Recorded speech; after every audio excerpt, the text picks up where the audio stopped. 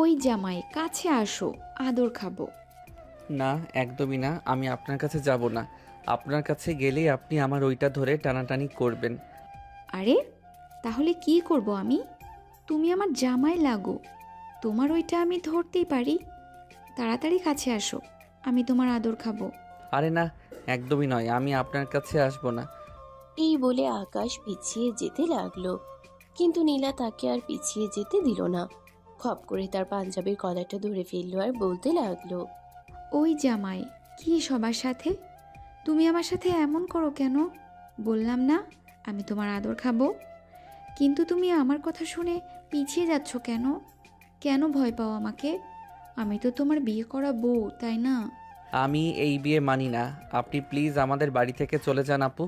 দেখো জামাই, তুমি এতক্ষণ যা বলেছ সব কিছু সহ্য করেছি, কিন্তু এখন আর আমি সহ্য করতে পারছি না। আমি তোমার বিয়ে করা বউ, আর তুমি আমার জামাই লাগো। তাহলে তুমি আমাকে আপু কেন বলছো? আমি তো সেটাই বুঝতে পারছি না। প্রথমত আপনি আমার বয়সে বড়, দ্বিতীয়ত আপনি আমার বড় বোনের বান্ধবী, তাই আপনাকে তো আমি আপুই বলবো, তাই না? উফ, তুমি আমার মাথাটা গরম করো না। আমি তোমার বোনের বান্ধবী, কিন্তু তোমার বোন নই। আমি তোমার বিয়ে করা বউ, এটা তোমাকে মাথায় রাখতে হবে। আমি পারবো না। প্লিজ আপনি আমাকে ক্ষমা করুন। আর আপনি যত তাড়াতাড়ি আমাদের বাড়ি থেকে চলে যাবেন আমি ততই খুশি হব। আমি আপনাকে এখানে একদম সহ্য করতে পারছি না। প্লিজ আপনি এখান থেকে চলে যান। এই বলে আকাশ নীলাকে কোনো রকমে ধাক্কা দিয়ে সেখান থেকে সরিয়ে সোজা ওয়াশরুমের ভিতরে ঢুকে গেল। নীলা আকাশের এসব বোকামি আর সহ্য করতে পারছে না। একটা ছেলে কতটা বোকা হলে নিজের বিয়ে করা বউকে আপু বলতে পারে, এটাই ভাবছিল নীলা। এদিকে আজ তার বাসর রাত, আর আকাশ তার কাছে আসছে না, উল্টো ওয়াশরুমের ভিতরে ঢুকে বসে আছে। নীলা কি করবে কিছুই বুঝতে পারছে না। তখনই হঠাৎ দরজায় কিভাবে জন্য করলো নীলার আগে ফুসফুস করতে করতে দরজাটা খুলে দিল। আর দরজা খুলে বাইরে দেখতে পেল আকাশের বড় বোন তিশা সেখানে দাঁড়িয়ে আছে। নীলা তিশাকে দেখা মাত্রই বলতে লাগলো, আরে দোস্ত, এটা কি? আমি তো সেটাই বুঝতে পারছি না। আমি তার বিয়ে করা বউ, অবশেষে আমাকে আপু বলছে, আর এখন ভয়ে ওয়াশরুমের ভেতরে গিয়ে বসে আছে। কি করব? তুই আমাকে বল। এখন এসব কথা আমাকে কেন বলছিস? আমি তো তোকে আগেই বলেছিলাম আমার ভাই তোকে নিজের বউ হিসেবে কখনোই মেনে নিতে পারবে না। কিন্তু তুই তো তখন আমার কোনো কথাই শুনলি না। তুই আমার ভাইয়ের উপর ক্রাশ খেয়ে বসে আছিস। আরে ভাই, তোর বাড়িটা অনেক কিউট তো। আমি কি করব তোর ভাইকে দেখে ক্রাশ খেয়ে গেলে? ওই কিউট ধুয়ে ধুয়ে তুই পানি খা। আমি মনে মনে এরকম কিছু একটাই ভাবছিলাম, তাই তো দেখতে পেলাম এখানে কি চলছে। যাই হোক, তোদের যা ইচ্ছে তোরা তাই কর, তাতে আমার কিছুই যায় আসে না। আমি গেলাম। এই বলে তিশা তক্ষণি সেখান থেকে চলে গেল। আর এদিকে নীলা বিছানার উপর বসে বসে অপেক্ষা করতে লাগলো কতক্ষণে আকাশ ওয়াশরুম থেকে বের হবে আর সে তার কাছে গিয়ে ভালোবাসা কেড়ে নেবে। কিন্তু মিনিট পেরিয়ে ঘন্টায় পৌঁছালো, আকাশ ওয়াশরুম থেকে বের হয় না। নীলা অধৈর্য হয়ে ওয়াশরুমের দরজায় নক করতে থাকে আর বলতে থাকে, এই আকাশ, আকাশ, কি হলো তোমার? তুমি কি ওয়াশরুমের ভেতর ঘুমিয়ে পড়েছো নাকি? তাড়াতাড়ি ওয়াশরুম থেকে বের হও। আমি সে কখন থেকে তোমার জন্য অপেক্ষা করছি। আমি ওয়াশরুম থেকে বের হব না, কারণ আমি খুব ভালো করেই জানি আমি ওয়াশরুম থেকে বের হলে আপনি আমার ওইটা ধরে টানাটানি করবেন, ওটাতে হাত দিবেন, মুখ লাগাবেন। আমি বের হব না। আমি কোনোভাবেই নিজের উপর রিস্ক নিতে চাই না। দেখো আকাশ, আমি তোমাকে শেষবারের মতো বলছি, ওয়াশরুম থেকে বের হয়ে আসো। তা না হলে আমার চাইতে খারাপ কিন্তু আর কেউ হবে না, এটা তোমাকে বলে দিচ্ছি। আমাকে যত যাই কিছু বলো না কেন, আমি একদম ওয়াশরুম থেকে বের হব না। সেটা তো আমি তোমাকে বলেই দিয়েছি, কারণ আমি ভালো করেই জানি ওয়াশরুম থেকে বের হলে বিপদ আমার ঘাড়ের উপর চেপে বসবে। ও আচ্ছা, ঠিক আছে, কোনো সমস্যা নেই। তুমি যখন ওয়াশরুম থেকে ইচ্ছাকৃতভাবে বের হবে না, তাহলে আমি ওয়াশরুমের দরজাটা ভেঙে তারপরেই তোমাকে ওয়াশরুম থেকে বের করব। আর তারপর আমি দেখি তুমি কিভাবে ওয়াশরুমের ভেতর ঢুকে থাকো। এই বলে নীলা শরীরের সমস্ত শক্তি দিয়ে ওয়াশরুমের দরজায় একটা লাথি দিল আর দরজাটা সঙ্গে সঙ্গেই ভেঙে গেল। আকাশ তো ভয়ে একদম কাচুমাচু হয়ে আছে। একদম জড়সড় হয়ে ওয়াশরুমের এক প্রান্তে দাঁড়িয়ে আছে। সে কি বলবে কিছুই ভেবে পাচ্ছে না। এদিকে নীলার অগ্নিদৃষ্টি তাকে পুড়িয়ে দিচ্ছে। নীলার দিকে এমনভাবে তাকিয়ে আছে যেন তার চোখে আগুন দিয়ে পারলে আকাশকে এক্ষুনি পুড়িয়ে মারে। কিন্তু সে তারপরেও নিজেকে একটু সংযত করে আকাশের হাতটা ধরে এক টান দিয়ে রুমের ভিতরে নিয়ে আসে আর আকাশকে ধাক্কা দিয়ে বিছানার উপর ফেলে দেয়। আকাশ নিজেকে সামলে নিয়ে যেই না উঠে বসতে চাইছিল, তখনই আবারও নীলা তাকে ধাক্কা দিয়ে বিছানার উপর ফেলে দেয় আর তার বুকের উপর উঠে বসে। এটা দেখে আকাশ ভয় পেয়ে বলতে থাকে, আরে তুমি এটা কি করছো? আমার বুকের উপর না উঠে বসেছো, আমি তো ব্যথা পাচ্ছি।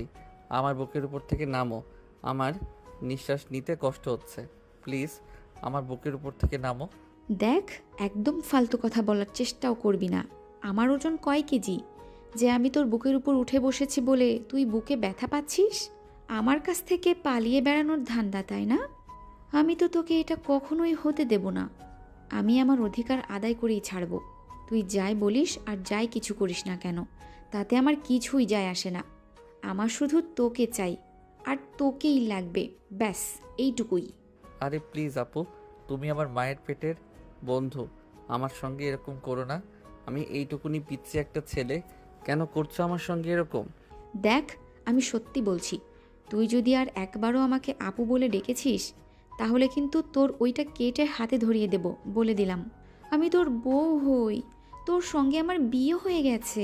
এখন তুই আমাকে আমার নাম ধরে ডাকবি, নীলা বলে ডাকবি, অথবা নীলু পাখি। আমি বুঝতে পারছি তো, সত্যি তোমার মাথা খারাপ হয়ে গেছে। মাথা খারাপ না হলে কেউ এমন কথা বলে নাকি?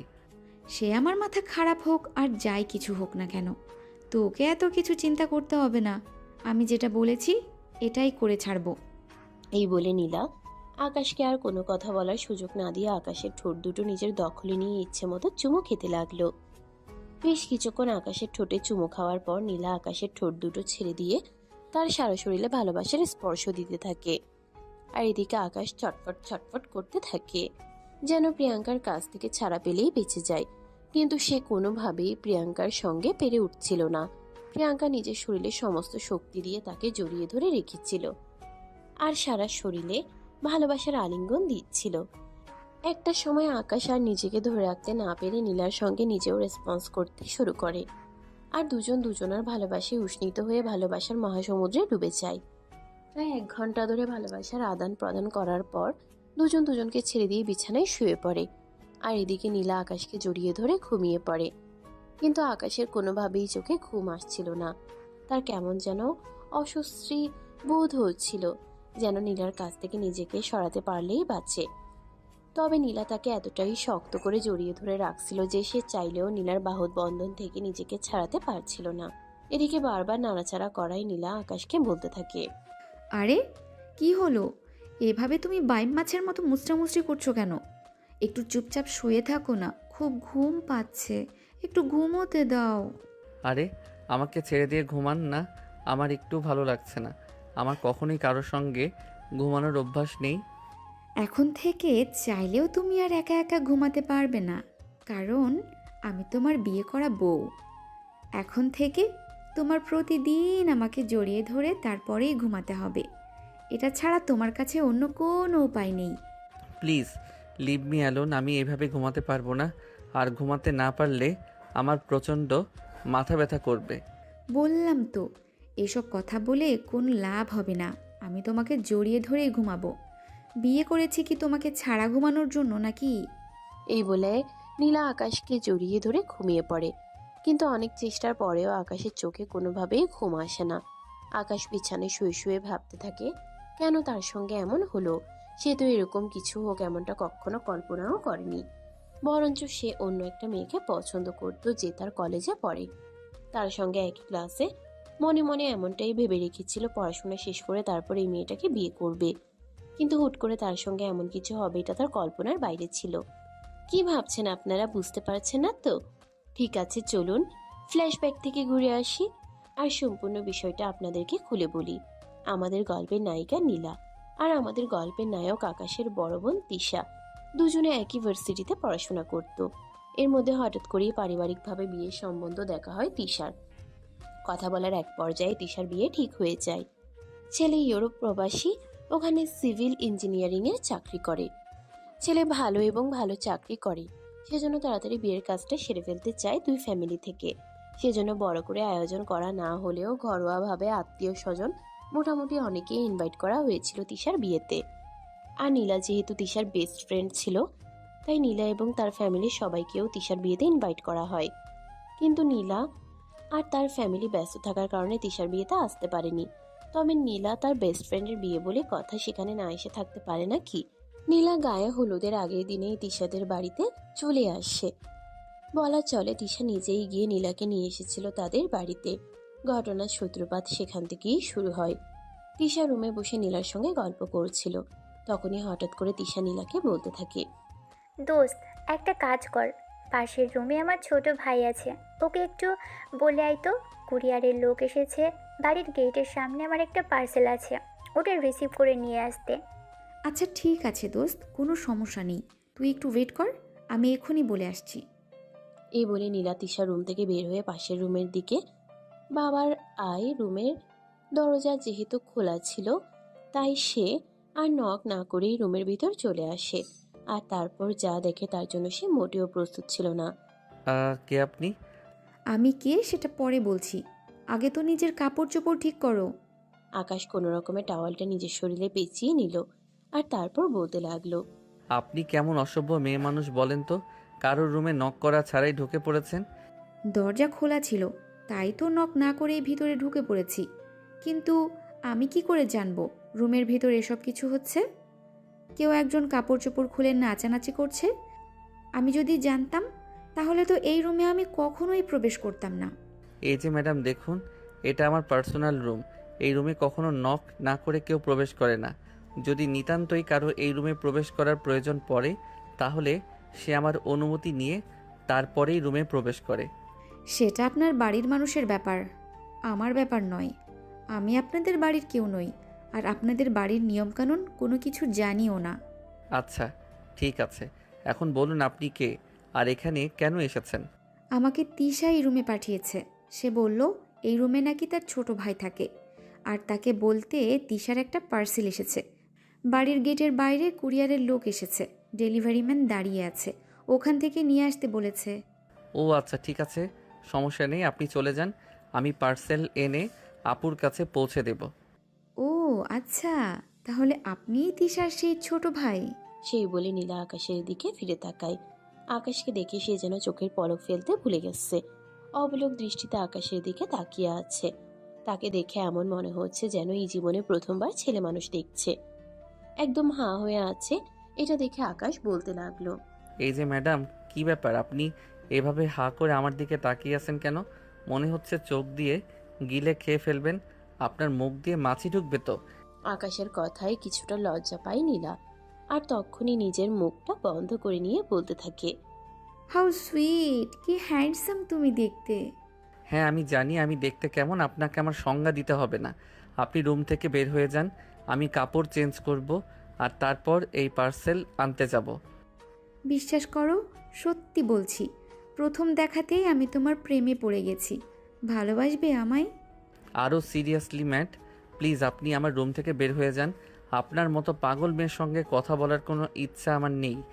এই বলে আকাশ নীলাকে কোনো কথা বলার সুযোগ না দিয়ে আলমারি থেকে একটা টি শার্ট আর একটা প্যান্ট বের করে নিয়ে ওয়াশরুমের ভিতরে ঢুকে গেল। আর তারপর কাপড় চোপড় চেঞ্জ করে আবার রুমে চলে আসে। কিন্তু রুমে আসার পর তখনও দেখতে পায় নীলা সেখানেই দাঁড়িয়ে আছে। নীলাকে তখনও সেখানে দাঁড়িয়ে থাকতে দেখে আকাশ বলতে থাকে, কি ব্যাপার, আপনি এখনও এখানে দাঁড়িয়ে আছেন কেন? আপনি কি কানে শুনতে পান না নাকি? আমি আপনাকে কি বললাম, পার্সেল এনে আমি নিজ দায়িত্বে পৌঁছে দেব। ওহে সুদর্শন পুরুষ, আমি তো এখানে পার্সেলের জন্য দাঁড়িয়ে নেই, আমি তো তোমার জন্য দাঁড়িয়ে আছি। তোমার ওই রাঙা ঠোঁট দুটো আমায় খুব টানছে, ইচ্ছে করছে একটু ভালোবাসার স্পর্শ নিতে। নীলার এমন কথায় ভীষণভাবে রেগে যায় আকাশ আর বলতে থাকে, আপনি মেয়ে নাকি রোবট আমি বুঝতে পারছি না। একটা মেয়ে হয়ে একটা ছেলেকে এসব কথা বলতে আপনার একটু লজ্জা করছে না? এখনই চুপচাপ আমার রুম থেকে বের হয়ে যান, তা না হলে কিন্তু খারাপ কিছু হয়ে যাবে বলে দিলাম। আমাকে ভয় দেখিয়ে কোনো লাভ নেই হিরো, আমি তোমাকে প্রথম দেখায় ভালোবেসে ফেলেছি, তোমাকে আমার চাই। সত্যি বলছি, আপনি যে পাগল হয়ে গেছেন এটা আপনার বাড়ির লোকেরা মনে হয় এখনো বুঝতে পারেনি। যদি বুঝতেই পারতো তাহলে এতক্ষণে আপনাকে পাবনা পাঠিয়ে দিত। এই বলে নীলাকে আর কোনো কথা বলার সুযোগ না দিয়ে সেখান থেকে বের হয়ে চলে গেল। সেখানে দাঁড়িয়ে থেকে তারপর আবারও তিশার রুমে চলে আসে। তিশার রুমে কোনো একটা কাজ করছিল আর তখনই নীলা তিশাকে বলতে থাকে, আরে দোস্ত, তোর এত কিউট একটা ভাই আছে, সেটা আমাকে আগে বললি না কেন? তিশা তখন শয়তানি মার্ক একটা হাসি দিয়ে নীলাকে বলতে থাকে, দেখ, একদম ফাজলামো করবি না বলে দিলাম। ছেলেটা সত্যিই কিউট। আমি কিন্তু প্রথম দেখাতেই ছেলেটার প্রেমে পড়ে গেছি। তোর কি মাথা খারাপ হয়ে গেছে নাকি? যেসব পাগলের মতো উল্টাপাল্টা কথা বলছিস তুই, তুই কি জানিস ওর সম্পর্কে? কতটা বদমাইশ!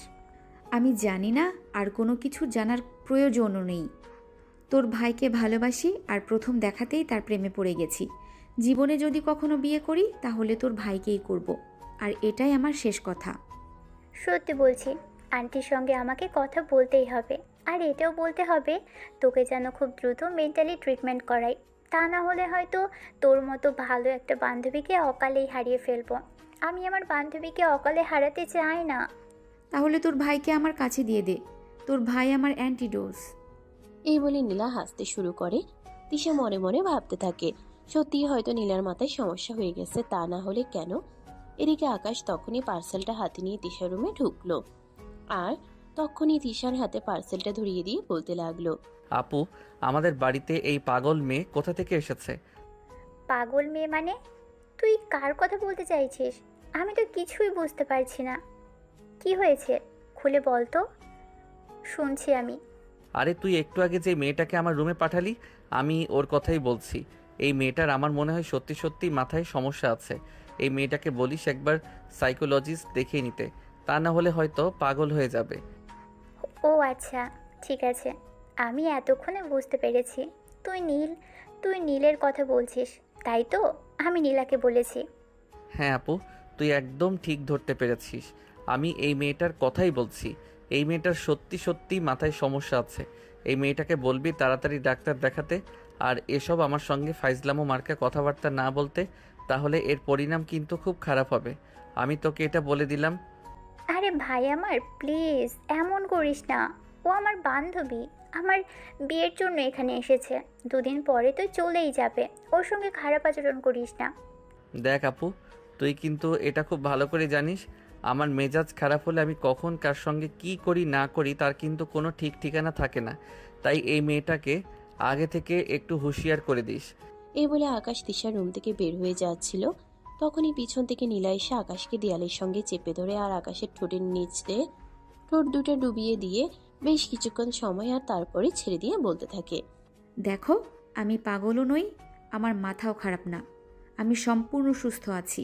তোমায় শুধু ভালোবেসে ফেলেছি, ব্যাস এটাই সমস্যা। এটা কি হলো? আমি তো কিছুই বুঝতে পারলাম না। আপনি আমার সঙ্গে এরকমটা কেন করলেন? ভালোবাসি, তাই করলাম। আশা করি এখানে সমস্যার কিছু নেই। এ বলে নীলা হাসতে হাসতে রুম থেকে বের হয়ে চলে গেল। আর এদিকে তিশা আর আকাশ দুজনে স্তব্ধ হয়ে সেখানে দাঁড়িয়ে আছে। ঘটনা এতটাই দ্রুত ঘটে গেল যে তারা বুঝতেই পারল না কি থেকে কি হয়ে গেল। নীলা রুম থেকে বের হয়ে চলে যাওয়ার পর তিশা আকাশকে বলতে লাগলো, ভাই প্লিজ, যা হয়েছে ভুলে যা। এটা আর কারোর সঙ্গে বলিস না। ও আমার বান্ধবী, আমি ওকে বুঝিয়ে বলবো। আচ্ছা ঠিক আছে, কোনো সমস্যা নেই। সে তো তোমার বান্ধবী বলে আমি ছেড়ে দিলাম, কিন্তু তা না হলে ওর এমন পরিণাম করতাম যেটা তুমি কল্পনাও করতে পারবে না। তবে একটা কথা তোমায় বলে যাচ্ছি, এই পাগল মেয়েকে বলে দিও নেক্সট টেস্ট যেন আমার কাছে লাগতে না আসে, তাহলে এর পরিণাম খুব খারাপ হবে। এই বলে আকাশও রুম থেকে বের হয়ে চলে গেল। আর তখনই তিশার মোবাইলে একটা কল আসে। তিশার নাম্বারটা দেখে নিল, দেখতে পেল তার হবু হাজবেন্ড তাকে ফোন করেছে। তাই সে ফোনটা রিসিভ করলো আর তখনই ব্যালকনিতে চলে আসলো। তারপরে সেটা হবু হাজবেন্ডের সাথে কথা বলতে লাগলো। আসসালামু আলাইকুম, কেমন আছেন আপনি? ওয়ালাইকুম আসসালাম। এই তো আলহামদুলিল্লাহ, আল্লাহর রহমতে ভালোই আছি। আর তোমাকে না বললাম আমাকে তুমি করে বলবে? তাহলে তুমি আমাকে আপনি করে কেন কথা বলছো এখনো? বললাম না আপনাকে আমার তুমি করে কথা বলতে লজ্জা করে। এখনও তো আমাদের বিয়েটাই হয়নি, আগে আমাদের বিয়েটা হোক, তারপর না হয় আমি আপনাকে তুমি করে বলবো। আরে বাবা, বিয়ে হয়নি তো কি হয়েছে? আর তো মাত্র 2 দিন, তারপর তো আমাদের বিয়ে হয়ে যাবে। তুমি সারা জীবনের মতো আমার হয়ে যাবে। আর তারপর আমাকে তুমি করেই তো বলতে হবে। তাই বলছি, এখন থেকে প্র্যাকটিস করো, তাহলে পরে আর কোনো ঝামেলা হবে না। আমাকে কিছু প্র্যাকটিস করতে হবে না, সময়ের সাথে সাথে সব কিছুই ঠিক হয়ে যাবে।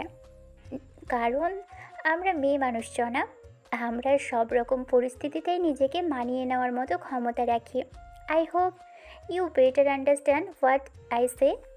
Yes madam, I understand what you say. তা আমার মহারানী কি করছিলেন এখন? কি আর করব, এই তো রুমে বসেছিলাম, বাইরে সবাই কাজ করছে, কিন্তু আজ তো আর আমাকে কেউ কোনো কাজই করতে দিবে না, তাই বসে বসে মশা মারা ছাড়া আর তো আমার কোনো কাজ নেই। তাহলে আমি তোমার কাছে চলে আসি, দুজনে মিলে গল্প করব আর খুব সময় কাটাবো। আই, আপনার কি মাথা খারাপ হয়ে গেছে নাকি? কী সব ফালতু কথা বলছেন? এখন আপনার সঙ্গে আমার বিয়েটাই হয়নি, আর আপনি আমার কাছে চলে আসবেন মানে? বিয়ে হয়নি তো হয়েছে, বিয়ে তো হবে। আর আমি আমার হবু বউয়ের সঙ্গে যখন মন চায় তখন দেখা করতেই পারি। সেখানে তোমার বাধা দেওয়ার কোনো অধিকার নেই, বুঝতে পেরেছো? ও আচ্ছা, তাই বুঝি। কিন্তু আমি যদি আপনার সঙ্গে দেখা না করি, আপনার সঙ্গে কোনো কথা না বলি, তাহলে তখন আপনি কি করবেন? সেটা সময় হলে দেখা যাবে, সেটা নিয়ে তোমাকে চিন্তা করতে হবে না।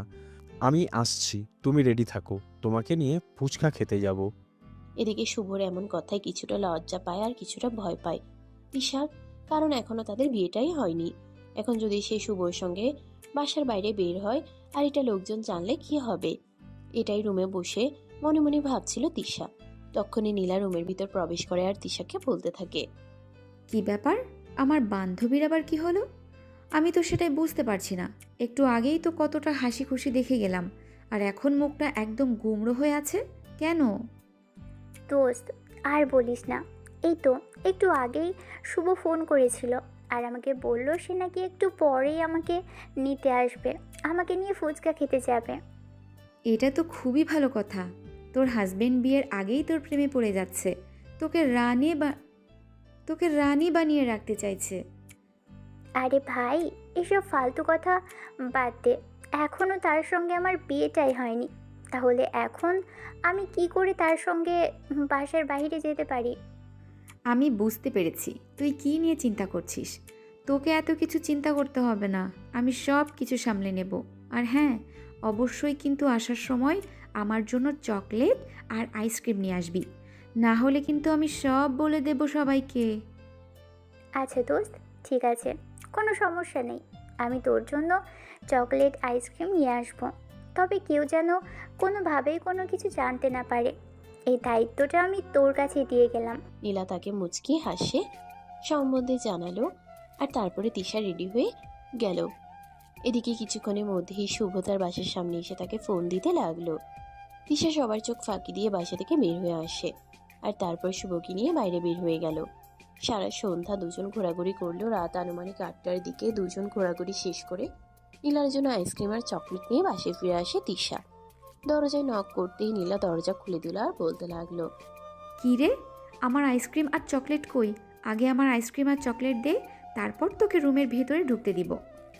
আইসক্রিম আর চকলেট এবার আমাকে রুমের ভিতর প্রবেশ করতে দে। যদি বাড়ির কেউ দেখে ফেলে তাহলে নির্ঘাত একটা অঘটন ঘটে যাবে। এই বলে নীলার হাতে চকলেটের আইসক্রিমের বক্সটা তুলে দিয়েছে আর রুমের ভিতরে ঢুকে পড়লো, আর সঙ্গে সঙ্গে রুমের দরজাটা লাগিয়ে দিল। তিশা কাপড় চেঞ্জ করার জন্য ওয়াশরুমে ঢুকে যায়, আর এদিকে নীলা বিছানার উপর বসে বসে আইসক্রিম খেতে থাকে। তখনই কোনো একটা কাজে আকাশ তিশা রুমে আসে। নীলাকে এভাবে বিছানার উপর বসে আইসক্রিম খেতে দেখে সে কোনো কথা না বলে রুম থেকে বের হয়ে চলে যাচ্ছিল। তখনই নীলা পিছন থেকে আকাশকে বলতে থাকে, কি হলো সুইটহার্ট, এভাবে চলে যাচ্ছ কেন? আইসক্রিম খাবা? এদিকে এসো। না, আমি আইসক্রিম খাইনি। আপনার আইসক্রিম আপনি খান, আপু আসলে বলবেন আমি তাকে খুঁজতে এসেছিলাম। আরে জানি, মানে এভাবে চলে যাওয়ার কি আছে? আসো না আমার কাছে, একটু বসো, তোমার সঙ্গে একটু গল্প করি। তোমার সঙ্গে সময় কাটাতে আমার কিন্তু বেশ ভালো লাগে। প্লিজ আসো।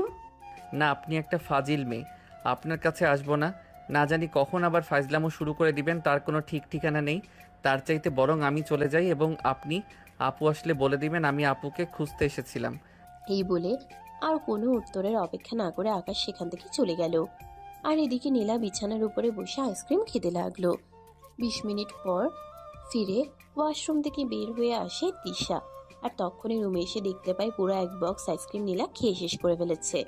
এটা দেখে তো তিশা মাথায় হাত দিয়ে বসে পড়ে আর বলতে থাকে, আরে এসব কি দোস্ত, তোর কি মাথা খারাপ হয়ে গেছে নাকি? এই কিছুক্ষণ সময়ের মধ্যে তুই এতগুলো আইসক্রিম খেয়ে ফেললি, আর আমার জন্য একটা আইসক্রিমও রাখলি না। কেন, তুই এগুলো আমার জন্য আনিসনি? আরে ভাই, এক বক্স আইসক্রিম এনেছি, আমরা সবাই মিলে খাবো। আর এই 15-20 মিনিটের মধ্যে তুই সবগুলো আইসক্রিম খেয়ে ফেললি। আমার জন্য অন্তত একটা আইসক্রিম রাখতে পারতি। আমি তো ভাবলাম এই সব কিছু আমার জন্যই নিয়ে এসেছিস, তাই খেয়ে ফেললাম। যাই হোক, চকলেট আছে, আয় তোকে চকলেট দিব। এই বলে চকলেটের বক্সটা খুলে 2টা চকলেট তিশার দিকে এগিয়ে দেয়। আর বাকিগুলো নিজেই খেতে থাকে। আর কোনো কথা না বলে নীলার দিকে হাঁ করে তাকিয়ে আছে। এমন না যে নীলা কোনো দরিদ্র ঘরের মেয়ে, কখনো কোনো কিছু খেতে পায় না, তাই জন্য এভাবে খাচ্ছে। নীলা যথেষ্ট প্রভাবশালী বাবার একমাত্র আদরের রাজকন্যা। তার বাবার টাকা পয়সা, অর্থ সম্পদ কোনো কিছুর কমতি নেই, বলতে গেলে সোনার চামচ মুখে নিয়ে জন্ম হয়েছে নীলার। অভাব কি জিনিস তাকে ছুঁতে পারেনি। তবে নীলার এটা সম্ভবতই এইরকম চকলেট আইসক্রিম খেতে প্রচণ্ড ভালোবাসে। তার কাছে চকলেট আইসক্রিম হলো তার ইমোশন, আর এই ইমোশনের কাছে পৃথিবীর সবকিছুই তুচ্ছ। এদিকে তিশা তো তার দিকে হাঁ করে তাকিয়ে আছে, সেদিকে তার কোনো খেয়াল নেই।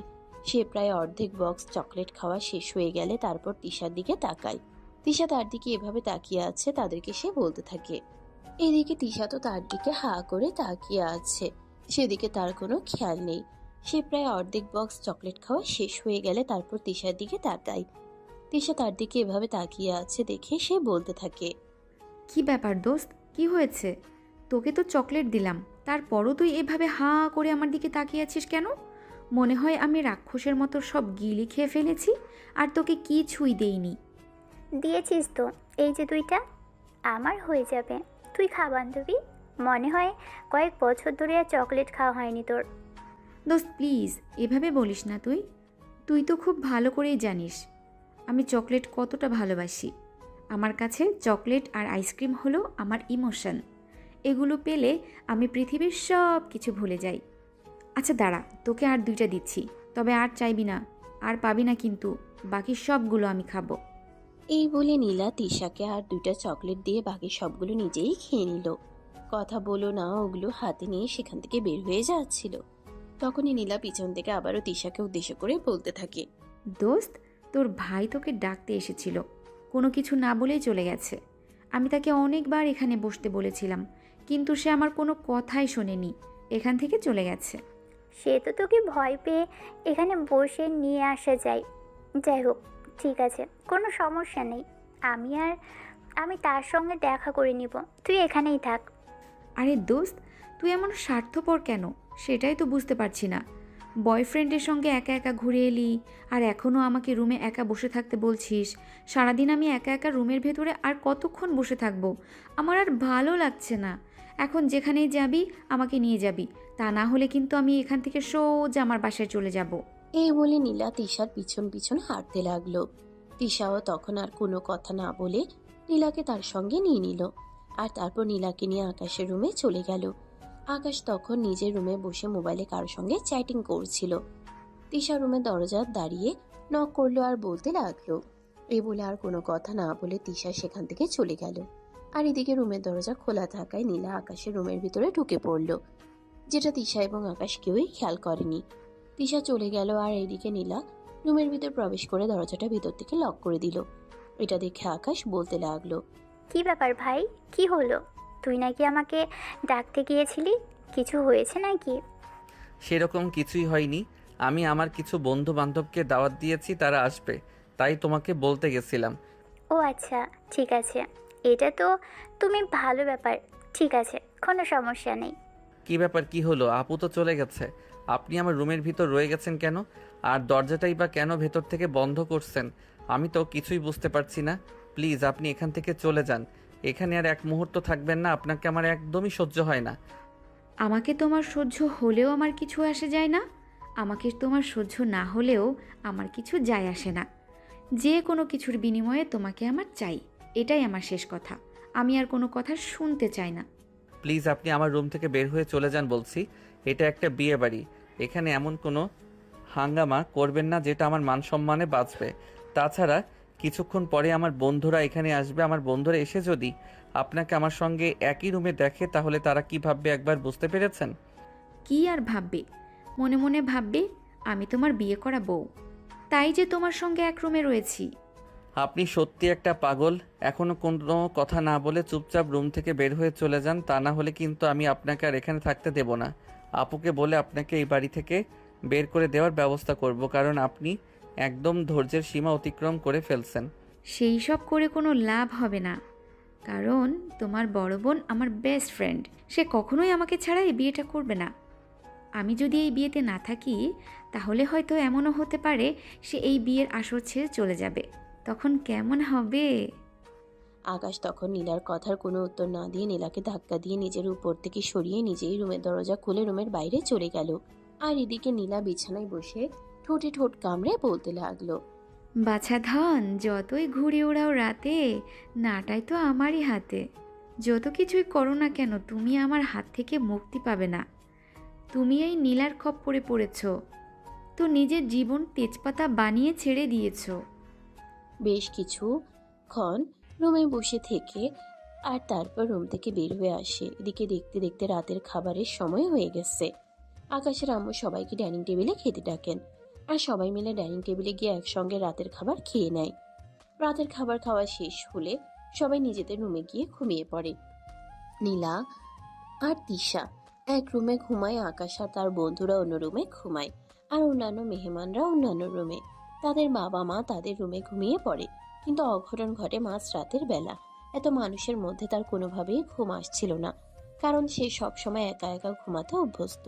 তাই রুম থেকে বের হয়ে গেস্ট রুমের দিকে পা বাড়ায়। গেস্ট রুমে গিয়ে দেখে সেখানেও সবগুলো রুম অনেক অনেক মানুষ ঘুমিয়ে আছে, একটা রুমও ফাঁকা নেই। তাই বাধ্য হয়ে আকাশ ফিরে আসে। তখনই তিশা রুমের পাশ দিয়ে যাচ্ছিল, তখনই দেখতে পারে তিশা রুমে সোফায় ঘুমাতে পড়বে। আর সাত পাঁচ চিন্তা না করে সোফায় শুয়ে ঘুমিয়ে পড়ল। এদিকে কিছুক্ষণ পরেই নীলার ঘুম ভেঙে যায়। সে ওয়াশরুমে যাওয়ার জন্য ঘুম থেকে উঠে আর রুমের লাইট অন করতেই দেখতে পায় আকাশ সোফায় ঘুমিয়ে আছে।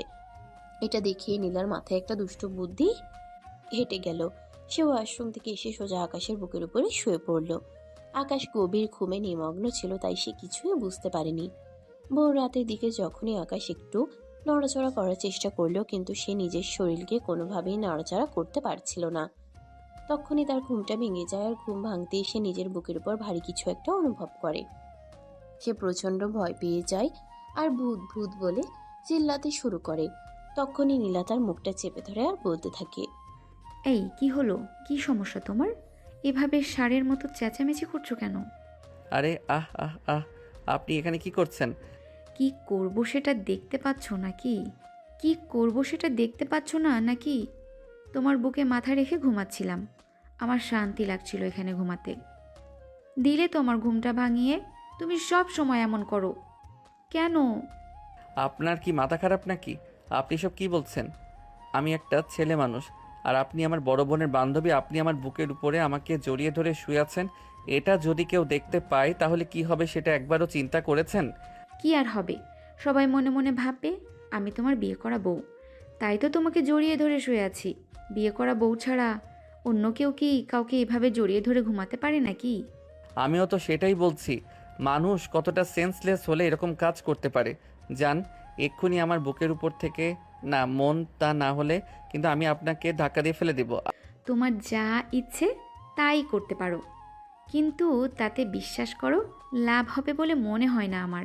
এই বলে নীলা আবারও অনেক শক্ত করে আকাশকে জড়িয়ে ধরে ঘুমিয়ে পড়ে। আর এদিকে আকাশ অনেক চেষ্টার পরেও নীলাকে নিজের বুকের উপর থেকে নামাতে পারে না। নীলা তাকে আরো শক্ত করে জড়িয়ে ধরে ঘুমিয়ে পড়ে। অনেক চেষ্টার পরেও আকাশ যখন তাকে নিজের উপর থেকে নামাতে পারল না, তখন আর কি করবে, ওভাবেই শুয়েছিল। সারাটা রাত আর ঘুমাতে পারেনি। সকালবেলা ঘুম থেকে উঠে তিশা এই দৃশ্য দেখতে পায়। তার মাথায় আকাশ ভেঙে পড়ার মতো অবস্থা।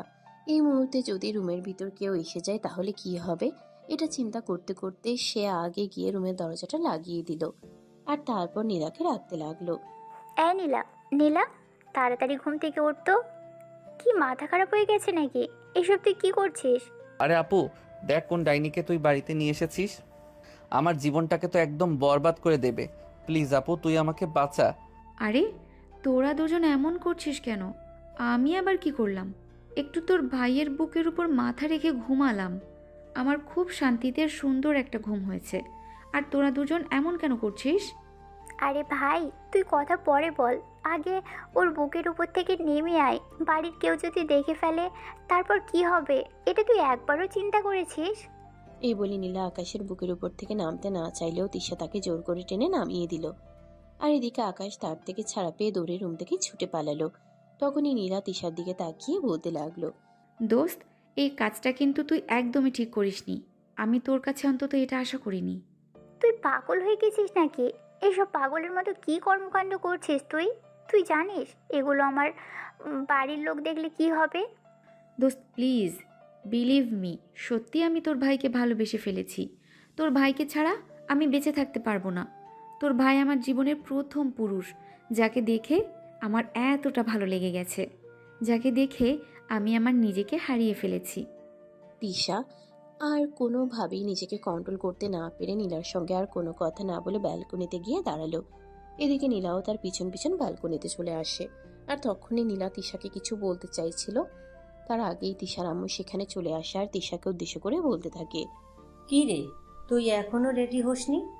আত্মীয় স্বজন সবাই তো কালকেই চলে এসেছে, আর একটু পরে হয়তো ছেলের বাড়ি থেকে হলুদের তত্ত্ব নিয়ে চলে আসবে। তখন যদি তোকে এভাবে বসে থাকতে দেখে তাহলে তারা কি ভাববে বলতো? আরে আম্মু, সবেমাত্র সকাল 9টা বাজে, এখনই মেহমান চলে আসার কি আছে? তাদেরকে আর একটু পরে আসতে বলো না। আরে তোর কি মাথা খারাপ হয়ে গেছে নাকি? আমি তো সেটাই বুঝতে পারছি না।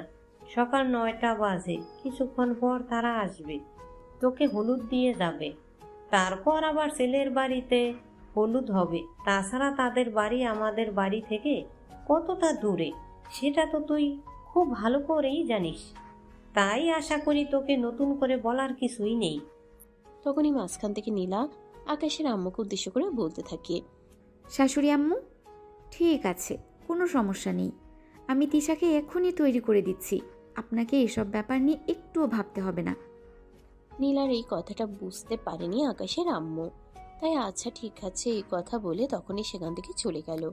আর এদিকে আকাশের আম্মু চলে যাওয়ার পরেই তিশা নীলাকে উদ্দেশ্য করে বলতে লাগে, আচ্ছা, তুই এসব কি শুরু করেছিস? আমি তো এটাই বুঝতে পারছি না। আম্মু নেহাত তোর কথাটা বুঝতে পারিনি, না হলে এখানে কি অঘটন ঘটতো সেটা তুই ভাবতে পেরেছিস? আমি এত কিছু চিন্তা ভাবনা করে কখনোই কোনো কিছু করি না। এটা আর কেউ না জানলেও তুই খুব ভালো করে জানিস, কারণ তুই আমার বেস্ট ফ্রেন্ড। তাই কি হবে না হবে আই ডোন্ট কেয়ার। এখন তো আমার মনে হচ্ছে আমি খাল কেটে কুমির নিয়ে এসেছি। তোকে এখানে এনে আমি বড্ড বড় ভুল করে ফেলেছি। নো মাই ডিয়ার ননদিনী, তুমি কোনো ভুল করনি। তুমি যদি এখানে আমাকে না নিয়ে আসতে, তাহলে তোমার ভাইয়ের মতো একটা হ্যান্ডসাম ছেলেকে আমার চোখে পড়তো না। এ বলেই ঠাস করে তিশার গালে একটা চুমু বসিয়ে দেয় নীলা। আর তারপরে সেখান থেকে হাসতে হাসতে চলে যায়। তিশা বুঝতে পারে সত্যিই হয়তো নীলার মাথায় কোনো সমস্যা হয়েছে, তা না হলে এরকম পাগলামো করার মানে কি? এইসব চিন্তা করতে করতেই তিশা রুমের ভিতর চলে আসে আর আলমারি থেকে শাড়ি বের করে নিজে নিজেই তৈরি হওয়ার চেষ্টা করতে থাকে। কিন্তু একা একা কি আর শাড়ি পরা যায়? এদিকে নীলা কোথায় গেছে তার কোনো ঠিক ঠিকানা নেই। আকাশ নিজের বন্ধুদের সঙ্গে রুমে বসে গল্প করছিল আর একসঙ্গে নাস্তা করছিল। তখনই নীলা সেখানে প্রবেশ করে। তার বন্ধুদের দিকে নীলা বলতে থাকে, ও সুইটহার্ট, এইসব ছাগলগুলোকে কোথা থেকে নিয়ে এসেছো? কথাটা শুনিয়ে আকাশের বন্ধুরা একটু রেগে যায় আর বলতে থাকে, দোস্ত, এসব কি হচ্ছে? আমরা কিন্তু কিছুই বুঝতে পারছি না। আমাদেরকে এভাবে ডেকে নিয়ে এসে অপমান করার মানেটা কি? আর এই মেয়েটাই বা কে? ওনাকে তো আগে কখনো তোদের বাড়িতে দেখিনি। আমরা তো প্রায় তোদের বাড়িতে আসি। দোস্ত প্লিজ, তোরা এই পাগলের কথা বাদ দে। এই মেয়েটার মাথায় সমস্যা আছে। এটা আপুর বান্ধবীর, আপুর বিয়ের জন্য এখানে এসেছে, আর তারপর এখানে যা শুরু করেছে আমরাই তো অসহ্য হয়ে গেছি। আর তোরা আর বা কি করবি? তখনই নীলা আকাশের পাশে বসে থাকা ছেলেটাকে উঠিয়ে দিয়ে আকাশের পাশে বসে আকাশের কাঁধে হাত রেখে আকাশের দিকে তাকিয়ে বলতে থাকে। উফ মাই ডিয়ার, এভাবে বলো না। আমি তোমার হবু বউ। হবু বউকে ভালোবেসে কথা বলতে হয়। হবু বউ ইজ মাই ফুড। আপনি এখনই আমার রুম থেকে বের হয়ে যান, তা না হলে কিন্তু খুব খারাপ হবে, আমি বলে দিলাম। কি করবে তুমি? বললাম তো, যা করব তা আপনি কল্পনাও করতে পারবেন না। চাইলে আদর করতে পারো তুমি আমাকে। আদর করলে আমি কখনোই তোমাকে নিষেধ করব না। বললাম তো, তোমায় ভালোবেসে ফেলেছি। তোমার সব কিছু আমার কাছে সৌন্দর্য আর মাধুর্যময়। কি নির্লজ্জ বেহায়া মার্কাম মেয়ে। ভাই, আমি বুঝতে পারছি না তোরা কিভাবে এই মেয়েটাকে তোদের বাড়িতে রেখেছিস। মনে হয় তোদেরও মাথায় সমস্যা হয়ে গেছে। এই মেয়েটার সঙ্গে তাদের মান ইজ্জত বুঝি আর একটু রক্ষা পেল না। আরে ভাই, তোরা এভাবে আমাকে কেন কথা শোনাচ্ছিস? আপুর বান্ধবী হয়, তাই তো আমাদের বাড়িতে ইনভাইট করা হয়েছে। না হলে এমন পাগল ছাগল কে কে ইনভাইট করে বল? এই বলে আকাশ তার বন্ধুদের নিয়ে নাস্তা শেষ না করেই রুম থেকে বের হয়ে চলে গেল। তারপর সারাদিন বাড়ির কাজ করলো। এদিকে নীলা তিশার রুমে এসে দেখে তিশা শাড়ি পরার চেষ্টা করছে, কিন্তু কোনোভাবেই শাড়িটা আর পরে উঠতে পারছে না। তাই তিশাকে নীলা শাড়িটা পরিয়ে দিয়ে সুন্দর করে রেডি করে দেয়। আর তারপরেই তিশাকে নিয়ে গায়ে হলুদ স্টেজে আসতে শুরু করে। তখন তিশা বলতে থাকে, কি রে, কি ব্যাপার? তুই আমাকে রেডি করিয়ে দিলি, নিজে রেডি হলি না কেন? আমি কার জন্য সাজবো? তোর ভাই তো আমাকে কোনো পাত্তাই দিচ্ছে না। আর এদিকে তুইও আমাকে একটু সহযোগিতা করছিস না। দেখ ভাই, আমি তোর বন্ধু হিসেবে তোকে রিকোয়েস্ট করে বলছি, তুই সব পাগলামো বন্ধ কর। এইসব পাগলামো পাগলদের মানায়, তোর মতো সুস্থ মানুষকে নয়। তাই আমি তোকে রিকোয়েস্ট করে বলছি, এইসব পাগলামো করার কোনো মানেই হয় না। দোস্ত, তুই অন্তত আমাকে ভুল বুঝিস না। তুই অন্তত আমাকে একটু ঠিকঠাক করে বোঝ। আমি সত্যি বলছি, তোর ভাইকে আমি ভালোবেসে ফেলেছি। তোর ভাইকে ছাড়া আমি বেঁচে থাকতে পারবো না। তোর ভাইকে ছাড়া আমার একটা মুহূর্ত ভালো লাগে না। প্লিজ তুই তোর ভাইকে একটু বুঝিয়ে বল না। তিশা নীলাকে কি বলবে কিছু ভেবে পাচ্ছে না। এদিকে আস্তার বিয়ে, অন্যদিকে নীলা এসব পাগলামো শুরু করে দিয়েছে। এখন সে কোন দিকে যাবে, কাকে কি বলবে আর কাকে কি দিয়ে বুঝাবে। তারপরও আজকের অনুষ্ঠানটা যাতে নষ্ট না হয়, তাই তিশা নীলাকে বলতে লাগলো, দোস্ত, আজ আমার বিয়ে, আর তুই আমার বেস্ট ফ্রেন্ড। আজ অন্তত এমন কিছু করিস না যাতে আমি মনে কষ্ট পাবো। তবে আমি তোকে কথা দিচ্ছি, আমি ভাইয়ের সঙ্গে তোর ব্যাপারে কথা বলবো। সে যদি রাজি হয় তাহলে আমাদের কোনো সমস্যা থাকবে না। তাছাড়া তুই তো খুব ভালো করেই জানিস আমি ফ্যামিলির বড় সন্তান। আমাকে আমার মা বাবা একটু বেশি গুরুত্ব দিয়ে থাকেন। ঠিক আছে, তুই যখন বলছিস তখন আমি রেডি হচ্ছি। এই বলে নীলা তার লাগেজ থেকে লেহেঙ্গা বের করে রেডি হয়ে নিল। আর তারপরেই তিশার সঙ্গে গায়ে হলুদের স্টেজে চলে আসলো। এভাবেই গায়ে হলুদের অনুষ্ঠান শেষ হয়। আর তারপরের দিন বিয়ে।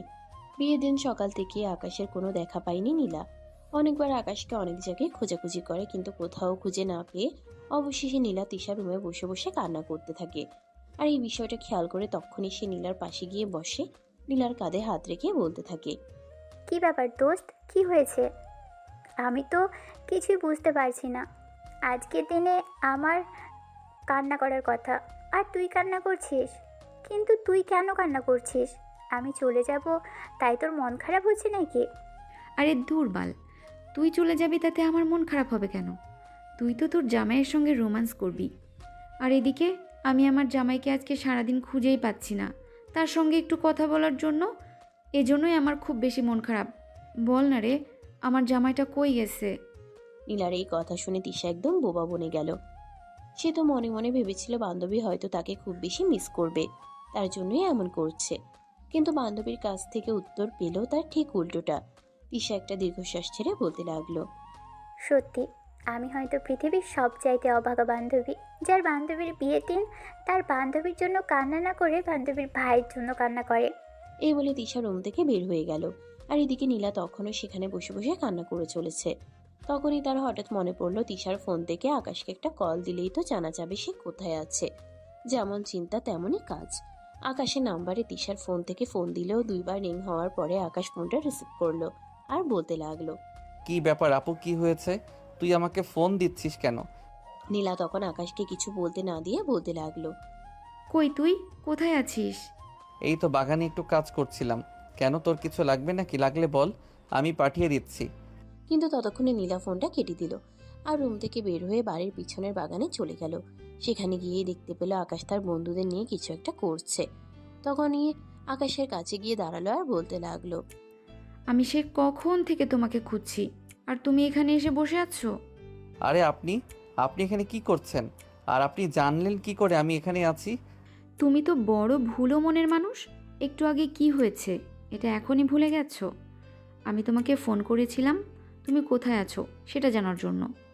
আমার মন তোমাকে খুঁজতেছিল, কিন্তু তোমাকে কোথাও খুঁজে পাচ্ছিলাম না, তাই তো বাধ্য হয়ে একটু ছলনার আশ্রয় নিতে হলো। আকাশের বন্ধুরা সবাই নীলার এমন কথা শুনে হাসতে হাসতে মাটিতে লুটোপুটি খাচ্ছিল আর বলতে লাগলো, দোস্ত, আমরা মনে হয় একটু ভুল করে ফেলেছি, কারণ তোর জন্য সিনিয়র গার্লফ্রেন্ড জুটে আর আমাদের জন্য একটা জুনিয়র গার্লফ্রেন্ডও জোটে না। দেখ ভাই, একদম মজা করিস না, এটা মজা করার বিষয় না। আমি এই ফাজিল মেয়েটাকে কত করে বলছি এসব ফাইজলামো বন্ধ করতে, কিন্তু এই ফাজিল মেয়েটা আমার কোনো কথাই শুনছে না। এই নিয়ে কম হলেও আমার থেকে 3 বছরের বড় হবে, কারণ আপুর ক্লাসমেট আপু আমার যেতে 3 বছরের বড়, তার সঙ্গে কি আমার যায়?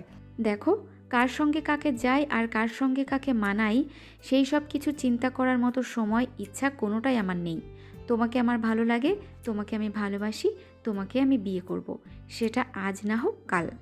আকাশ তখন কিছুটা রেগে গিয়ে নীলাকে ধমক দিয়ে বলতে থাকে, আপনার ফালতু কথা বন্ধ হলে দয়া করে এখান থেকে যেতে পারেন।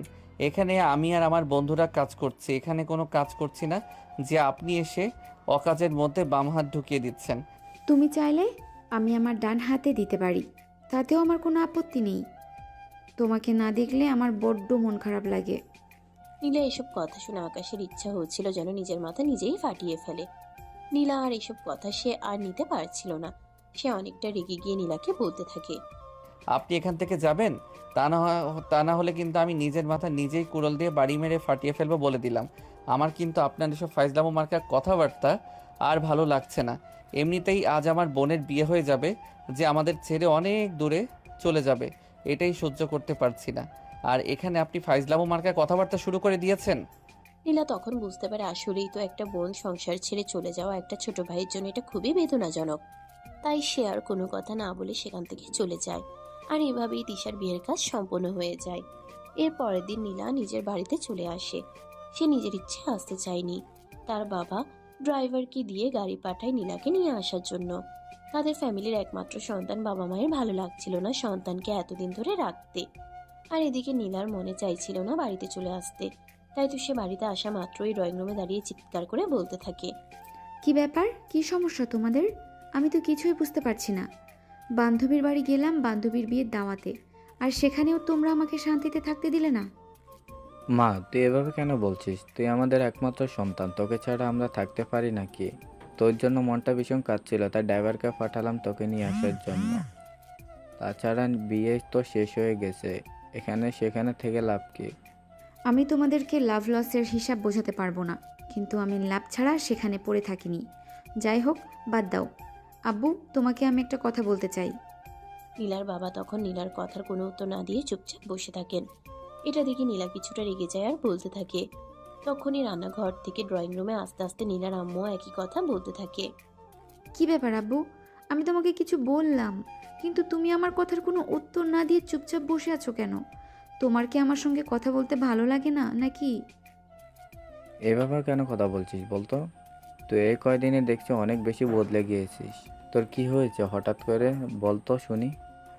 হ্যাঁ নীলা, তোমার বাবা একদম ঠিক কথাই বলেছে। তুমি এই কয়দিনে একদম বদলে গেছো। তুমি তো কখনই এরকম ছিলে না। তুমি আমাদের ছাড়া একটা দিনও থাকতে চাইতে না। আমাদের একটু অসুবিধা হয়েছিল, সেই জন্যই তোমাকে তোমার বান্ধবীর বিয়েতে একা একা পাঠালাম। আর ওখান থেকে এসে তুমি এতটাই বদলে গেলে। আব্বু শোনা, আব্বু শোনো, মানুষ পরিবর্তনশীল। সে কখন কিভাবে বদলে যায় এটা কখনোই বলা যায় না। আমি যে সারা জীবন একই রকম থেকে যাব এটা কোথায় লেখা আছে? বান্ধবীর বিয়েতে গেছি, বদলে আসতেই পারি, এতে অবাক হওয়ার কিছু নেই। সেটা ঠিক আছে, আমি সেটা কখনোই নিষেধ করছি না, কিন্তু তাই বলে তুমি এইভাবে কেন তোমার বাবার সঙ্গে কথা বলছো? তোমার বাবা তো তোমাকে সেরকম কোনো কিছুই বলেনি, তাহলে এভাবে রিয়েক্ট করার কি আছে? আম্মু, আমি আব্বুকে কিছু একটা বলতে চেয়েছিলাম, কিন্তু আব্বু আমার সঙ্গে কোনো কথাই বলছে না, চুপচাপ বসে আছেন। কেন? আমি তো ওনার সন্তান, আমার কথা ওনার শোনার কর্তব্য। আমি চুপচাপ বসে আছি তার মানে এই নয় যে আমি তোমার কথা শুনতে আগ্রহী নয়, কিন্তু তুমি যে এরকম আচরণ করছো সেটা তো আগে আমাকে জানতে হবে। আমি তোমাকে কিছু জিজ্ঞাসা করেছি, কিন্তু তুমি আমার কথার কোনো উত্তর না দিয়ে উল্টাপাল্টা প্রশ্ন করছো, এটা কেন? আই এম সো সরি আব্বু, আমি আমার ভুলের জন্য তোমার কাছে ক্ষমা চাইছি, কিন্তু আমি সত্যিই তোমাকে কিছু বলতে চাই। প্লিজ, তুমি আমার কথাটা শোনো। আচ্ছা ঠিক আছে, কি বলবে বলো, আমি তোমার কথা শুননি। তখনই নীলা তার বাবার অনুমতি পেয়ে তার বাবাকে সবকিছু খুলে বলে। আর সবকিছু শুনে তার বাবা তো অবাকের চূড়ান্ত সীমানায় পৌঁছে যায়। তার মেয়ে তাকে কখনো এমন কিছু বলবে এটা সে কখনো কল্পনাও করেনি। হ্যাঁ, তিনি এটা মেনে নিতেন যদি নীলা তার চেয়ে বয়সে বড় কিংবা তার যোগ্য কোনো ছেলেকে পছন্দ করত, তাহলে তিনি কখনো না করতেন না। কিন্তু নিজের চাইতে বয়সে ছোট, তাও আবার বান্ধবীর আপন ছোট ভাইকে এই ব্যাপারটা তিনি মেনে নিতে পারলেন না। তাই তিনি নীলাকে বলতে লাগলেন, নীলা, আমার মনে হয় তোমার মাথায় সত্যি সমস্যা হয়েছে। তুমি হয়তো জানোই না যে তুমি আমাকে কি বলতেছো। যদি তুমি জানতে তুমি আমাকে কি বলছো তাহলে অন্তত 10 বার চিন্তা করে আর তারপর বলতে। আব্বু, আমি খুব ভালো করেই জানি আমি কি বলছি। আমি একজনকে ভালোবাসি, আর ভালোবাসা কখনো অপরাধ হতে পারে না। ভালোবাসা বয়স, সময়, জাত, কাল, পাত্র ভেদে হতে পারে না।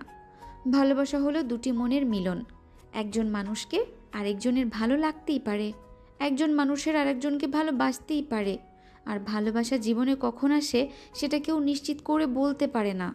তোমার মাথায় সমস্যা হয়েছে, তোমাকে মেন্টালি ট্রিটমেন্ট করাতে হবে। তুমি এখন নিচের রুমে যাও, বিশ্রাম করো। আমি কালকেই এক বন্ধুর সাইকোলজিস্ট আছে, তার সঙ্গে তোমার ব্যাপারে কথা বলবো।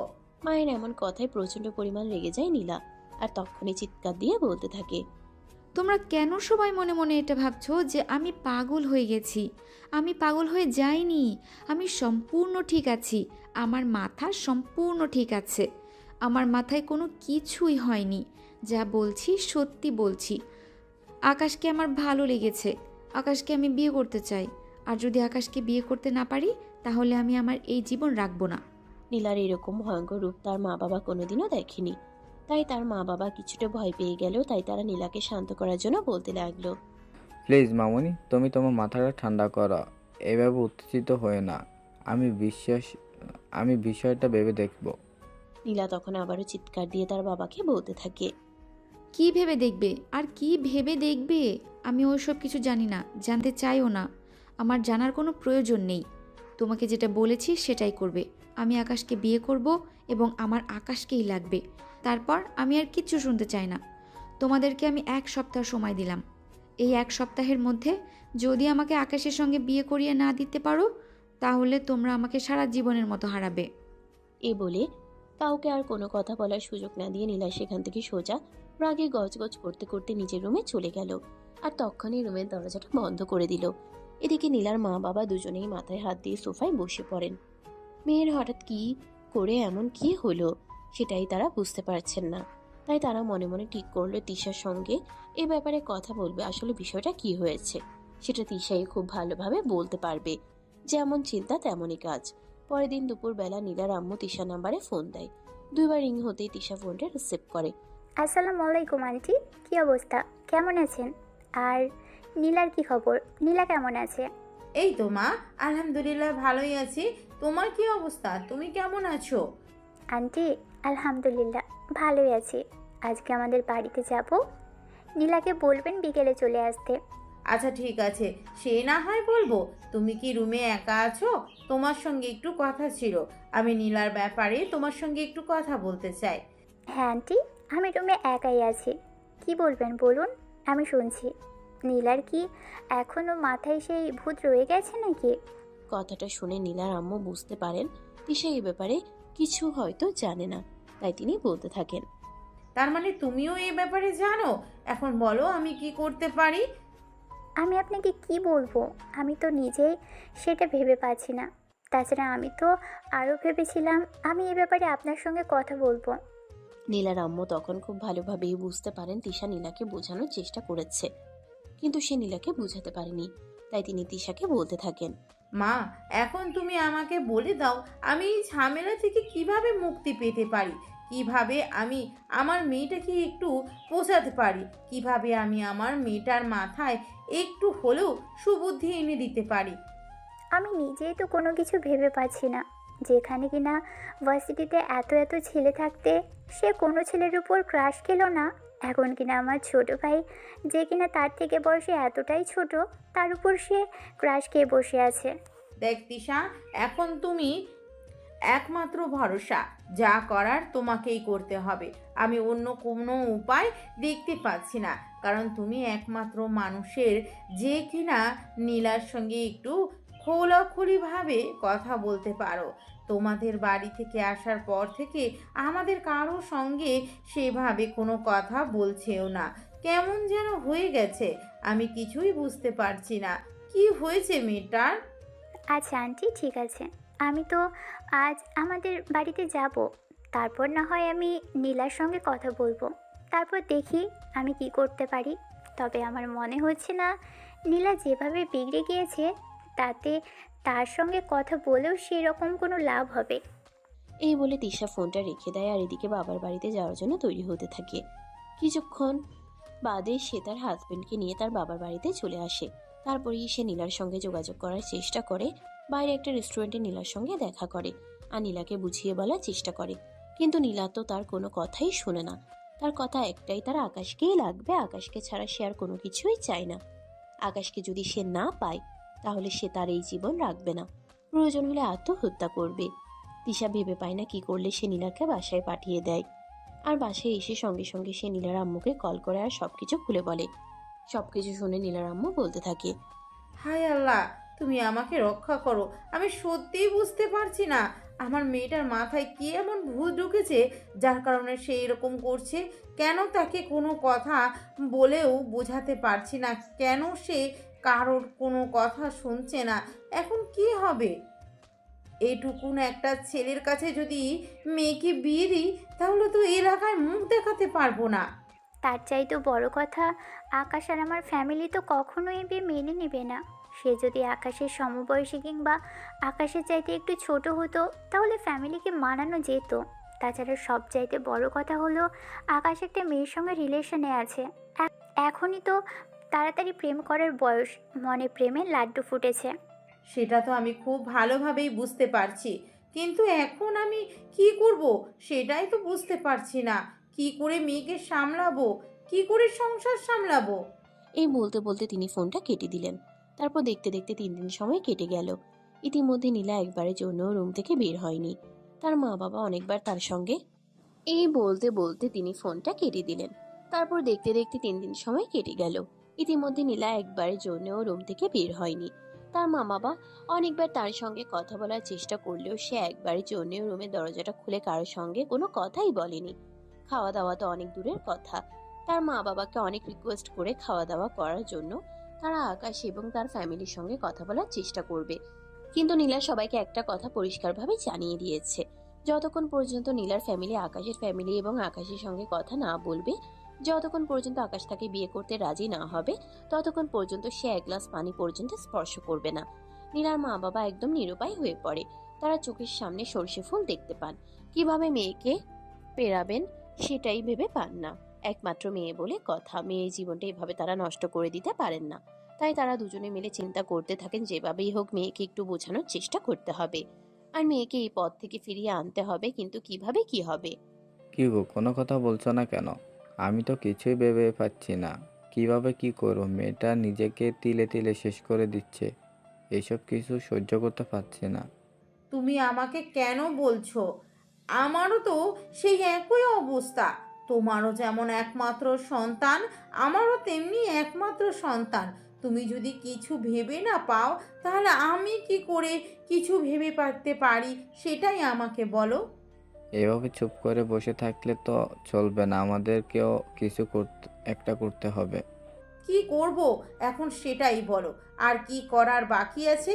পিশাদ পরিষ্কার করে জানিয়ে দিয়েছে আকাশ এবং তার ফ্যামিলি কোনোভাবে এই সব কিছু মেনে নেবে না। আকাশ একটা মেয়ের সঙ্গে রিলেশনে আছে। যদি আকাশ এবং তার ফ্যামিলি এই ব্যাপারটা মেনে নিত, তাহলে না হয় আমরা তাদের সঙ্গে এই ব্যাপারে কথা বলতে পারতাম। কিন্তু যেখানে তারা এসব কিছু মেনেই নেবে না, সেখানে কথা বলতে চাওয়া মানে তো নিজেদেরকে অসম্মানিত করা। ড্রয়িং রুমের সোফায় বসে বসে কান্না করতে থাকে। একমাত্র মেয়ের কষ্ট এভাবে সহ্য করতে পারছেন না। আবার যদি মেয়েকে তার শখের মানুষকে এনে না দেন, তাহলে তো মেয়ে বলেই বসে আছে যে সে আত্মহত্যা করবে। একমাত্র মেয়ে যদি মা বাবাকে ছেড়ে চলে যায়, তাহলে মা বাবার মনের অবস্থা কেমন হবে, সেটাই তারা ভাবতে পারছেন না। তাছাড়া তাদের বয়স হয়ে এসেছে, এখন তাদের দেখাশোনাই বা কে করবে। তখনই নীলার বাবা বলতে থাকেন, দেখো, আমাদেরকে এভাবে চুপ করে বসে থাকলে চলবে না। যা করার আমাদেরকে করতে হবে। আমরা আমাদের চোখের সামনে নিজের মেয়েকে এভাবে শেষ করতে দিতে পারি না। আমরা আকাশের ফ্যামিলির সঙ্গে কথা বলবো, প্রয়োজন হলে তাদেরকে রিকোয়েস্ট করব। কি বলছো তুমি? আমরা মেয়ের মা বাবা। আমাদের তো একটা ছেলের ফ্যামিলিতে বিয়ের প্রস্তাব নিয়ে যাওয়াটাই কতটা লজ্জাজনক, আর সেখানে আমরা রিকোয়েস্ট করব? দেখো, মান সম্মানের কথা চিন্তা করলে এখন আমাদের চলবে না। আমাদের মেয়েকে আগে বাঁচাতে হবে, তারপর অন্য কিছু চিন্তা করতে হবে। আমাদের কাছে আমাদের মেয়ে সবার আগে, তারপর হচ্ছে পৃথিবীর বাকি সব কিছু। আচ্ছা, ঠিক আছে, তাহলে তাই চলো। তবে যদি তারা রাজি না হয়, তাহলে কি হবে? আমি তো সেটাই ভেবে পাচ্ছি না। এই বলে নীলার আব্বু আম্মু দুজনে রেডি হয়ে আকাশদের বাড়িতে চলে আসেন। আকাশের মা বাবা দুজনে সেদিন বাড়িতে ছিল। বাড়ির সামনে দাঁড়িয়ে কলিং বেল চাপ দিতেই তিশা এসে দরজা খুলে দেয়। তিশা নীলার মা বাবাকে দেখা মাত্রই সালাম দেয় এবং কুশল বিনিময় করে। আসসালামু আলাইকুম আন্টি আঙ্কেল, কেমন আছেন আপনারা? ওয়ালাইকুম আসসালাম। এই তো আলহামদুলিল্লাহ, আল্লাহর অশেষ রহমতে আমরা ভালোই আছি, কিন্তু নীলা ভালো নেই। আন্টি, ভিতরে এসে বসুন, তারপর আমরা কথা বলি। এই বলে তিশা নীলার মা বাবা দুজনকেই ড্রয়িং রুমে এনে বসতে দিল। আর তারপরে বলতে থাকে, দেখুন আন্টি, কি বলবো সেটাই তো ভেবে পাচ্ছি না। তার সঙ্গে আমি অনেকবার কথা বলার চেষ্টা করেছি, অনেকবার নীলাকে ফোন করেছি, কিন্তু সে আমার ফোনটা তুলছে না। অনেকবার মেসেজ করেছি, কিন্তু কোনো মেসেজের রিপ্লাইও করছে না। দেখো মা, আমার মেয়েটা এক কথার মানে, সে তখন যেটা বলে তখন সেটাই করে। তারপর আর পৃথিবীর কারো কোনো কথাই শোনা। এটা তো তুমি অন্তত জানো, কারণ তুমি তার বেস্ট ফ্রেন্ড। হ্যাঁ আঙ্কেল, এটা তো আমি খুব ভালো করেই জানি। নীলা মুখ দিয়ে যখন যেটা বলে তখন সেটাই করে। তাছাড়া আপনারা তো তাকে এভাবেই বড় করেছেন, তাকে কখনো কোনো কিছুর অভাব বুঝতে দেননি। হ্যাঁ মা, এখন তো সেটাই বুঝতে পারছি যে আমরা মেয়েকে সব কিছু তার মুখের উপরে এনে দিয়ে এটাই জীবনে সবচাইতে বড় ভুল করে ফেলেছি। যদি মেয়েকে অভাব জিনিসটা বোঝাতাম, তাহলে হয়তো আর সে এমন কিছু বায়না করতো না যেটা আমরা তাকে এনে দিতে পারবো না। তিশা, এসব কথা বাদ দাও। আমরা তোমার আব্বু আম্মু আর আকাশের সঙ্গে কথা বলতে এসেছি। তিশা ভেবে পায় না নিজের ছোট ভাই আর আব্বু আম্মুকে কিভাবে এই কথাটা বলবে, কিন্তু না বলে কোনো উপায় নেই। তাই সে আকাশের আব্বু আম্মুকে ড্রয়িং রুমে বসিয়ে দিয়ে উপরে চলে গেল। তারপর আব্বু আম্মুকে গিয়ে বলল নীলার আব্বু আম্মুর ব্যাপারে। কিছুক্ষণের মধ্যেই তিশার আব্বু আম্মু ড্রয়িং রুমে চলে আসেন। তারা ড্রয়িং রুমে বসে গল্প গুজব করেন। এদিকে তাদের জন্য চা নাস্তা নিয়ে এসেছে। চা নাস্তা খেতে খেতে একেবারে কথার প্রসঙ্গে নীলার আব্বু আকাশের আব্বুকে সবকিছু খুলে বলেন। নীলার আব্বুর কথা শুনে আকাশের আব্বু স্তব্ধ হয়ে বসে থাকেন। তিনি কি বলবেন কিছুই ভেবে পাচ্ছেন না। একে তো তাদের পারিবারিক সম্পর্ক অনেক দিনের। নীলার আব্বু আর আকাশের আব্বু অনেক আগে থেকেই পরিচিত, যদিও তাদের পারিবারিকভাবে সেভাবে আসা যাওয়া ছিল না। তিনি একদম চুপ হয়ে বসে থাকেন, কোনো কথাই বললেন না।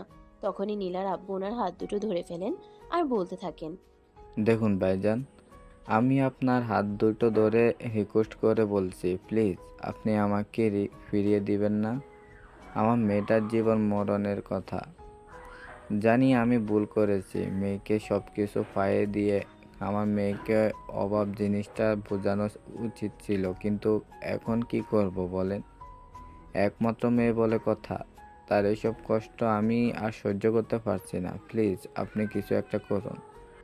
আমি কি করব সেটাই তো ভেবে পাচ্ছি না। দাঁড়ান, আমি আকাশকে ডেকে নিয়ে আসি। ও কি বলে সেটা আগে শুনি। ও যদি বিয়ে করতে চায় তাহলে আমাদের আপত্তি নেই। এই বলে তিনি তিশাকে পাঠিয়ে দেন আকাশকে ডেকে নিয়ে আসার জন্য। তিশা রুমে গিয়ে তাকে আকাশ বিছানার উপর শুয়ে শুয়ে তার গার্লফ্রেন্ডের সঙ্গে মোবাইলে কথা বলছে। তখনই তিশা দরজায় নক করে আর বলতে থাকে, আকাশ, কি করছিস? তোকে আব্বু ডাকছে। আকাশ একটুও বুঝতে পারেনি তার আব্বু কেন তাকে ডাকছে, তাই সে তিশাকে বলতে থাকে, এই সময়ে আবার আব্বু আমাকে কেন ডাকছে সেটাই তো বুঝতে পারছি না। তাই তো, এই তো কিছুক্ষণ আগে আব্বুর কাছ থেকে আসলাম, তখন তো কিছু বললো না, তাহলে এখন আবার কি দরকার পড়লো? তিশা তখন সেখানে কোনো কিছু বলল না, কারণ সে খুব ভালো করেই জানে এখন আকাশকে সবকিছু বলে দিলে আকাশ আর ড্রয়িং রুমে যাবে না। তাই সে আকাশকে বলতে লাগলো, সেটা তো আমি বলতে পারবো না। তোকে নিচে যেতে বললো। আব্বু তোর জন্য ওয়েট করছে। তুই এখনই আমার সঙ্গে চল। এই বলে তিশা আকাশকে নিয়ে নিচে চলে আসে। মা বাবার সঙ্গে আরো দুজন বসে আছে যাদেরকে সে চিনে না। আসলে আকাশের কখনো দেখাই হয়নি নীলার মা বাবার সঙ্গে, তাহলে চিনবে কি করে?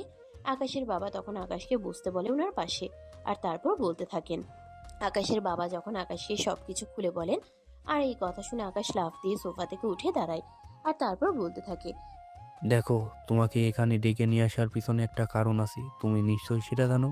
আমি তো কিছুই বুঝতে পারছি না, কি কারণ আছে একটু খুলে বলো, আমি শুনছি। তোমাদের সবারই দেখছি ওই মেয়েটার মতো মাথা খারাপ হয়ে গেছে। কি সব ফালতু কথাবার্তা বলছো, সেটা কি আদৌ তোমরা জানো? আমি এই মেয়েটাকে কোনো দিনও বিয়ে করব না, আর কোনোভাবেও না। আর কেনই বা এই মেয়েটাকে আমি বিয়ে করতে যাব? কি আছে এমন ওই মেয়েটার মধ্যে যেটা অন্য কোনো মেয়ের মধ্যে নেই? সে আমার থেকে বয়সে বড়, তাছাড়া সে আমার বড় বোনের বান্ধবী। তাকে আমি কখনোই বিয়ে করতে পারবো না, তাকে আমি আমার নিজের বড় বোনের মতোই মনে করি। তখনই নীলার বাবা সেখান থেকে উঠে এসে আকাশের হাত দুটো ধরে বলতে থাকে, বাবা, আমি তোমার হাত দুটো ধরে তোমাকে রিকোয়েস্ট করছি, প্লিজ তুমি আমার মেয়েকে বাঁচাও। আমার মেয়ে তোমাকে ছাড়া বাঁচবে না। সে আজ 3 দিন ধরে রুমের ভিতর দরজা বন্ধ করে আছে, কারোর সঙ্গে কোনো কথা বলছে না, রুমের দরজা খুলছে না, খাবার খাইছে না।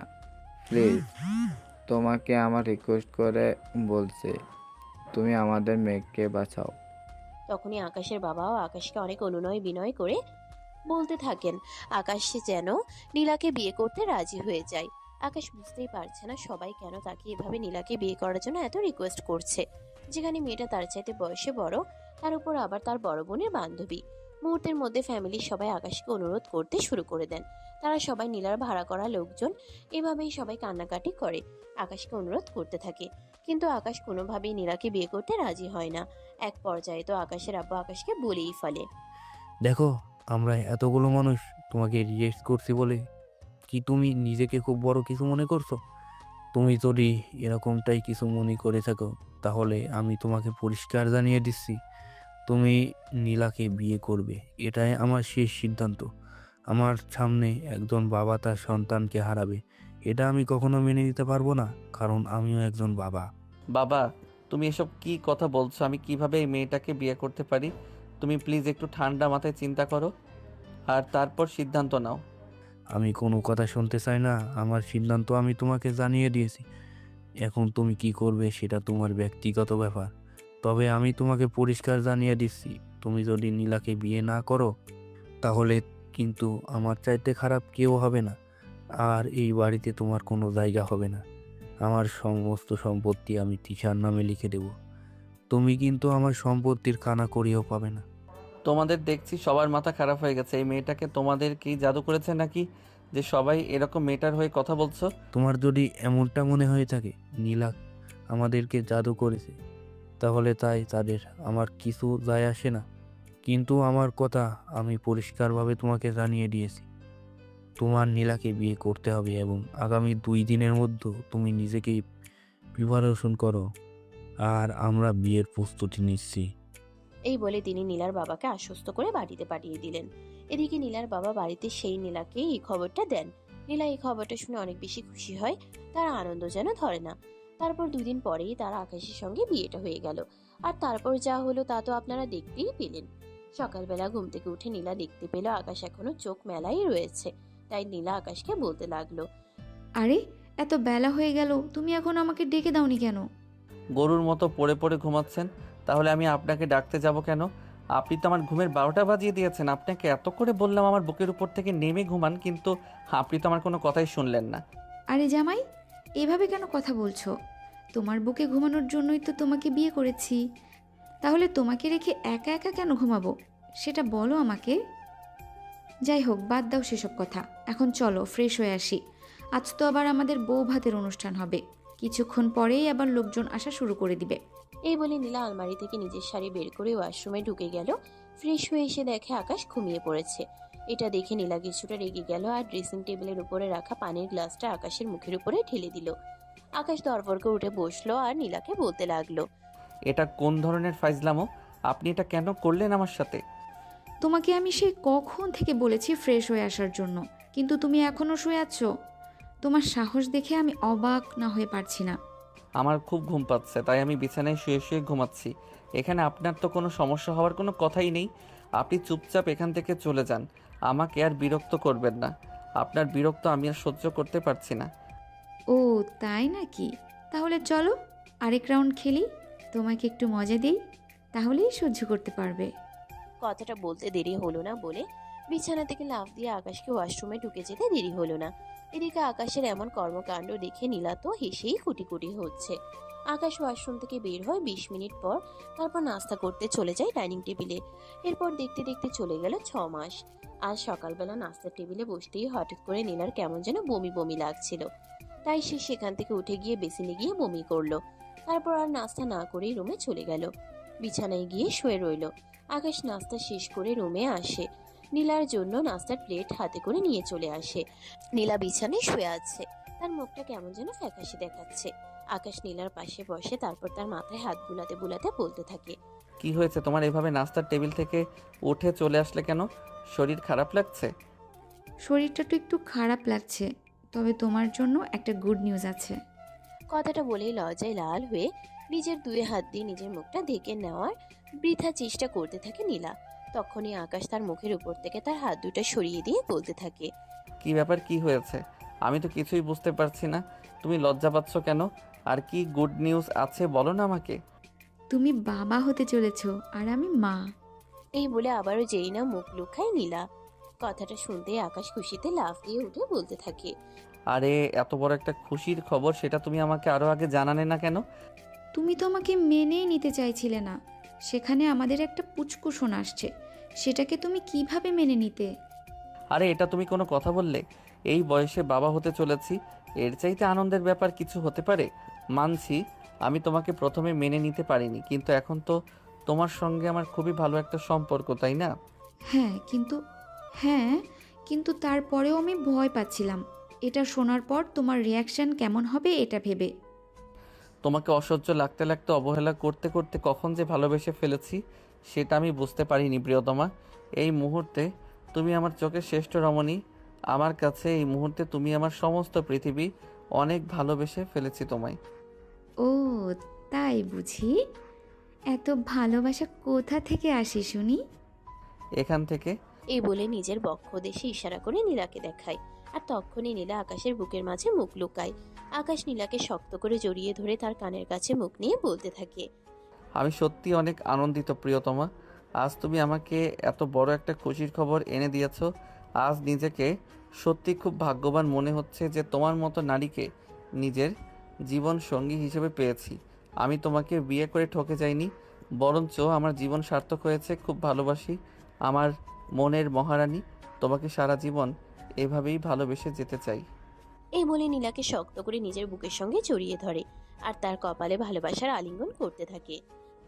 সুপ্রিয় ভিউয়ার্স, আমাদের আজকের গল্পটি এ পর্যন্তই ছিল। গল্পটি আপনাদের কাছে কেমন লেগেছে ছোট্ট একটা কমেন্ট করে জানাবেন। ভালো লাগলে লাইক, কমেন্ট অ্যান্ড শেয়ার করে পাশেই থাকবেন। ভালো থাকবেন সবাই। আল্লাহ হাফিজ। সমাপ্ত।